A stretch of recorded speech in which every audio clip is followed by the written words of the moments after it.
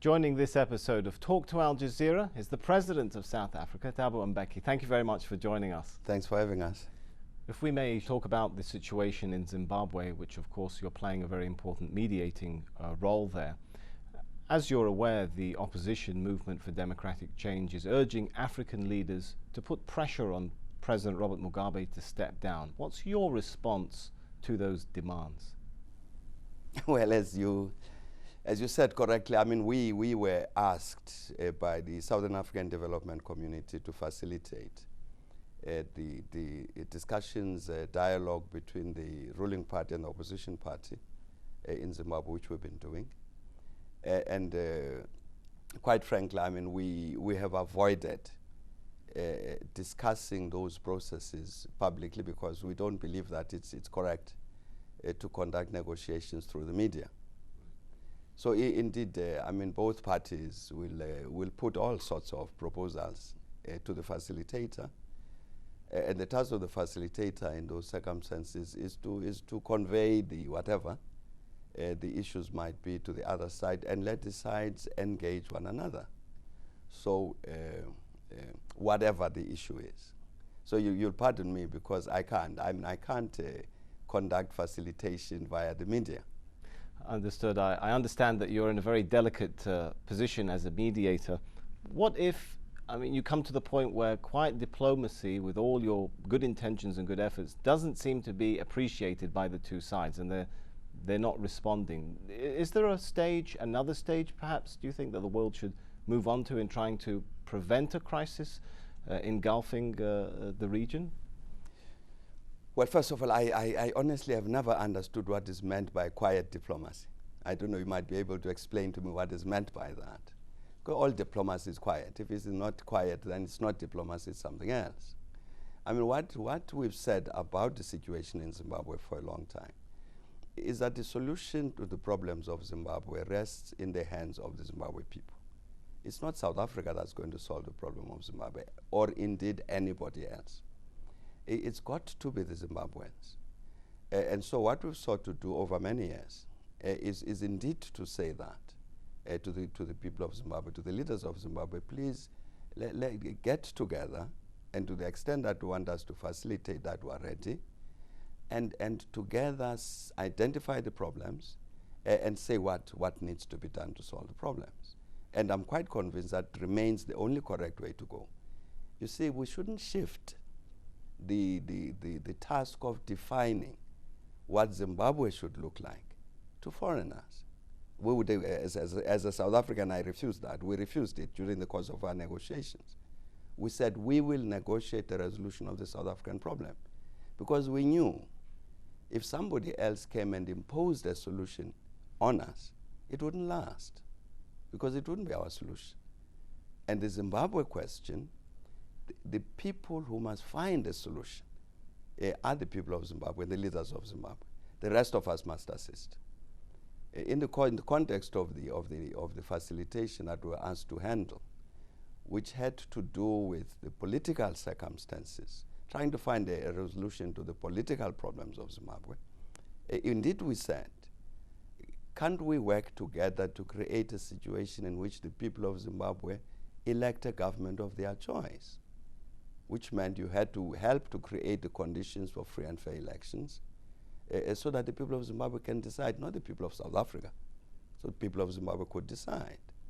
And indeed, what's happened in these elections, I think everybody essentially agrees that what came out of the elections did indeed represent the will of the people of Zimbabwe. There might be a contest, a dispute about the presidential election result and so on. But basically, everybody said what you saw coming out in terms of the municipal elections, that was the will of the people of Zimbabwe. In terms of what came out in the context of the House of Assembly, the Senate, all of these, this reflected the will of the people of Zimbabwe, which I think is the correct thing to do. Not to say the solution to the problems of Zimbabwe resides elsewhere. It's in the hands of the people of Zimbabwe, has to be. But the people of Zimbabwe must have the choice, the possibility freely to decide what happens to their country. Listening to you speak, Mr. President, do you feel that perhaps international powers are too involved in the affairs of Zimbabwe? Well, we have appealed to everybody really on the basis of what I've just said. We've appealed to everybody to say, can we, all of us, please give the people of Zimbabwe enough space to solve their own problems. Because, I mean, if I stand up and I make some prescriptions about what I, as South African, want Zimbabwe to be, there will be a response from some Zimbabweans who will say, who do those South Africans think they are? And indeed, it's true of any other country. So perhaps the rhetoric from London and Washington isn't helpful for the situation in Zimbabwe? I think it would help if all of us sang one song, and that song was, let's give maximum space to the people of Zimbabwe to solve their problems. I think that would help. Another suggestion that the upcoming presidential runoff, do you think it would be helpful if UN monitors were allowed in to monitor these elections? Do you think that would help calm the situation, instill trust in the process? Well, you know that I'm an African. The African Union sent observers for these elections, as did the Southern African Development Community, as did other Africans. And I'm quite certain that as Africans were perfectly capable of monitoring properly, assessing properly, and indeed I'm sure you've seen the reports that have been issued, Pan-African Parliament and so on. We've made some critical remarks, for instance, about certain elements of those elections. So I don't like the idea that it is suggested that as Africans we cannot do this job. And therefore there must be some other people elsewhere because we are unreliable. On what basis is that said? I think people must really, I think we must, all of us, begin to respect the African people. If there were the Zimbabwe government invited observers from Asia, from Latin America, from Africa, from the Caribbean, the Russians.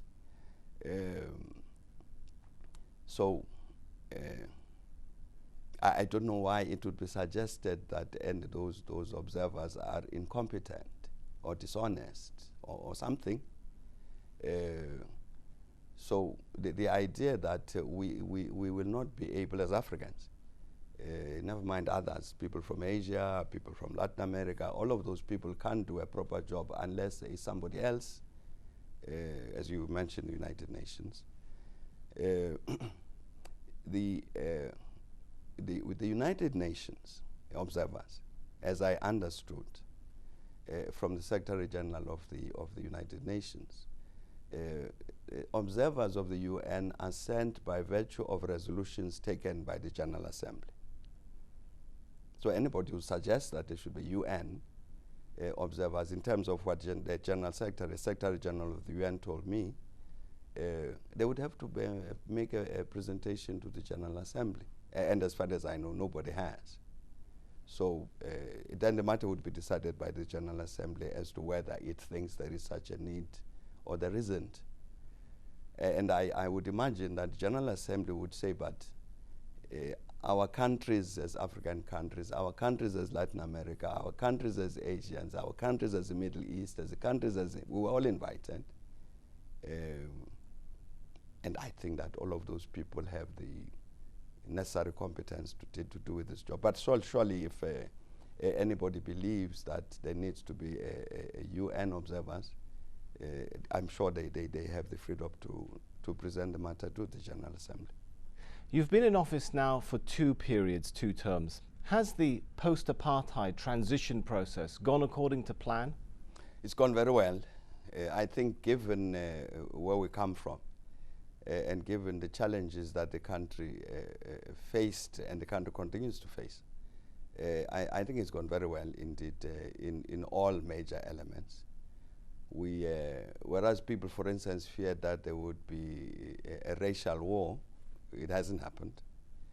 And whereas people thought that we were really faced with an impossible task with regard to the matter of national reconciliation and national unity, I think that the cohesion in South African society is much, much better than people expected. I think the quality of the lives of the people, as again, given where we come from, we are talking about 300 years, 350 years of colonialism and apartheid. I think in a short period that South Africa has been free, much progress has been made to change the lives of the people for the better. And of course, when we took power in '94, you know the nature of the relations between South Africa and the African continent, and indeed the rest of the world. And I think what's happened in the last 14 years to place South Africa as a normal citizen of the world, I think great progress has been made. So I think in all major respects, indeed, yes, I think the transition has gone well.